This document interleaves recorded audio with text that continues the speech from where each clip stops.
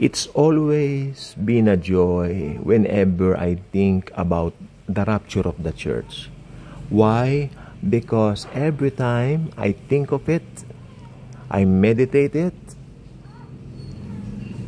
I see the love of Jesus sa ating mga mananampalataya. Let us look the rapture at this way, rather than looking at it at the traditional way na ginagawa natin, no?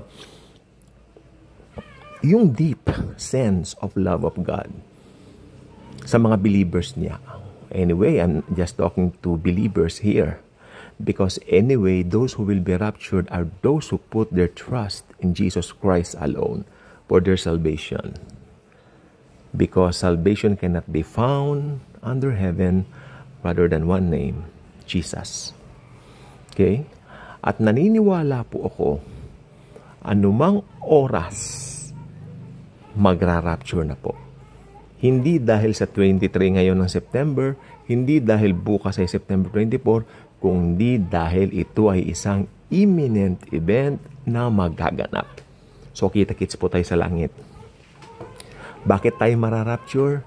Dahil nagtiwala tayo sa ginawa ni Jesus sa krus. Bakit tayo nagtiwala sa Kanya? Sapagkat even yung faith na meron tayo galing din sa Diyos.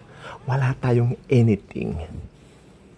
The Holy Spirit quicken us the moment of salvation. Tatandaan po ninyo yan. Huwag niyong kalilimutan yung doctrine na yan. Yung role ng banal na Espiritu is very important because ito po yung nag-quicken sa atin upang makilala natin si Jesus. Tignan po ninyo. Okay. Malamang lahat po sa atin dito, I hope lahat po tayo nag-evangelize. Meron tayong experience about evangelization or evangelism, right? So, hindi lahat ng ine-evangelize natin nakikinig sa atin. Despite of telling them kung ano yung nakasaad sa Bible kung paano maligtas, minsan pinagtatawanan pa tayo, tinutoy at iniinsulto tayo. Hindi po ba? Okay, tingnan niyo po. Let's see it this way. Yung mga taong yon hindi na-quicken. Wala matigas sa mga hearts. Harden their hearts for the gospel. What a pity. What a pity for them. Okay, pero sa kabilang banda, yung mga talagang naglagak ng kanilang panahon para makinig at naging interesado sila and they say, yes, Lord Jesus, I will accept you as my personal Lord and Savior. Naniwala sila sa ginawa niya sa krus, na sapat na yon para sa kanilang salvation, na-quicken po sila. Tandaan nyo, even yung faith na meron sila, galing din po sa Diyos. We cannot give ourselves some credits, especially in salvation. Yeah. Kasi pumunta ka sa sementeryo, I dare you to go to some cemeteries right now and talk to them. Talk to those na nakalibing doon. Do you think even one of them will respond to you? I really don't think so. No, because they're dead. Mga tegi, mga dedu, yan eh. How can they respond sa call mo ko? Kinausap mo sa tinawag mo. Babinasa mo yung sa karatula o sa lapida. Pangalan niya ganito, tinawag mo. Babangon? Hindi. Pag bumangon yan, magiging Pinoy creepypasta na to at saka Malikmata Channel. Joke. Hindi sasagot ang mga patay po sila. At tandaan ninyo, all were born under sin. Hindi ko sasabing all were born under sins. No. All were born under sin. S-I-N. Walang S. Why? Because yan po ang sin nature. Kasalanang mana kay Adan at saka kay Eva. It's so very important to know these facts, these truths. Lalo na ngayon, escalated po yung topic natin about the rapture. Mahilig kayo mag-topic ng rapture. Ngayon, mararapture ba kayo? Bakit kayo mararapture? Bakit nga po ba kayo mararapture? Dahil pinanganak kayo dun sa isang church na may pastor, na may nangangaral, sumasama, dumadalo kayo doon, nakiki-BS kayo, o mga Bible studies, whatsoever and so forth, gawain. Lumamig na yung kape ko. Okay lang po. Kasi, yan ang pagkakaalam ng iba, oy, Kristiyano na ako kasi I grew up in a home wherein lahat kami sumasamba pag Sunday, may pastor, pupuntahan kami, may gatherings kami, mga events kami. I'm always present there. Okay. Is that your basis? Now, if that's your basis, how can you say you will be qualified to be raptured? Oh, di ba? Oh, medyo isip-isipin natin to habang hindi pa nagra-rapture. Kasi pa nag-rapture nga, paano? Oh, believe in the Lord Jesus Christ and you will be saved. Yan lang ang binanggit ni Pablo dun sa jailer who asked him how to be saved. Wala siyang sinabing magrehilyon ka, gumawa ka nito na ano. Ibig sabihin, maniniwala ka. Ano yung paniniwalaan mo kay Christ? Na namatay siya sa krus para bayaran ang lahat ng kasalanan mo.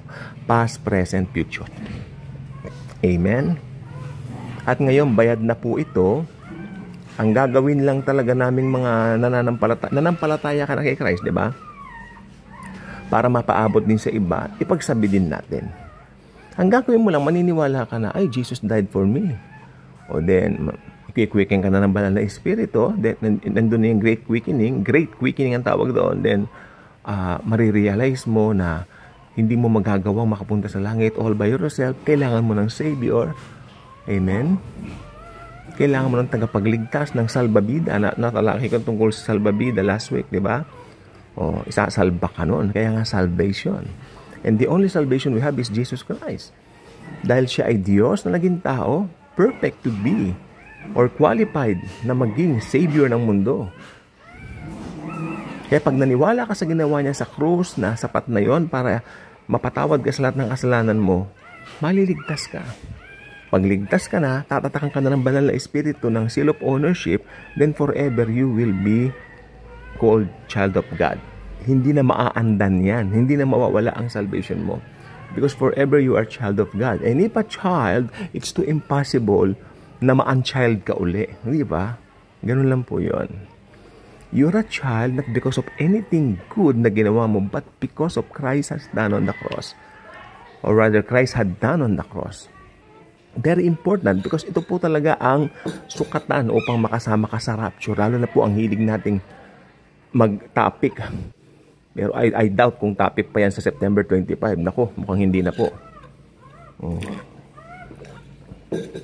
Kaya sabi ko, kung hindi nag-rapture ng 23 o ng 24, hindi nag-rapture ng mga date na yan, bakit? Aba, malapit pa rin. Malapit na. Nasa mga huling sandali na po tayo. Uy, hindi na po tayo nasa huling mga araw. Huling sandali na po tayo. Kasi matutupad na po yan. Oh, kailan ba una naging nation ng Israel? 1948. Ang sabi ng Bible, sabi ni Jesus, this generation will not pass. At ang isang generation, ang maximum po niyan ay 120 years. Yung iba 100 years. 'Di ba? Yung iba naman 60 years. So malapit na po talaga. You cannot just say na parang ganun-ganun lang 'yon. Pag Kristiyano ka, alam mo, save ka na. Share Jesus sapagkat tinawag tayo to evangelize people. Dahil how can you be so comfortable sitting knowing that you will be raptured because nanampalataya ka na pero naaatim mong hindi makakasama yung mga mahal mo sa buhay. They're just there doing their own thing, pare-parehas lang araw-araw. Nakakasawa. Alam niyo ba nakakaboring ang buhay ng hindi mananampalataya? Yan ang kaibahan natin sa mga unbelievers. Tayo, very excited tayo. Every morning, we have Jesus to guide us the whole day through. And alam natin na mahal niya tayo. Yan ang pinaka-importante, yung mahal niya tayo. Hindi niya tayo pababayaan. Especially if there's decision making that you still have to make na kailangan mong gawin sa pamilya mo, sa trabaho mo. Always ask the Lord for guidance. Nandiyan ang Holy Spirit, nakadeposit na po sa atin, sabi ng Biblia. Okay? So, ayun lang pong gusto ko po sabihin. We will be raptured not because of anything good na ginawa natin, kundi dahil sa ginawa ni Christ. And be confident of this. Pag naniwala ka sa ginawa ni Kristo sa krus ng Kalbaryo, kapatid ko, congratulations. Anytime now, magra-rapture na. Okay? At kung anytime na magra-rapture na, dadagitin ka dahil sa ginawa ni Kristo sa krus ng Kalbaryo. God bless po.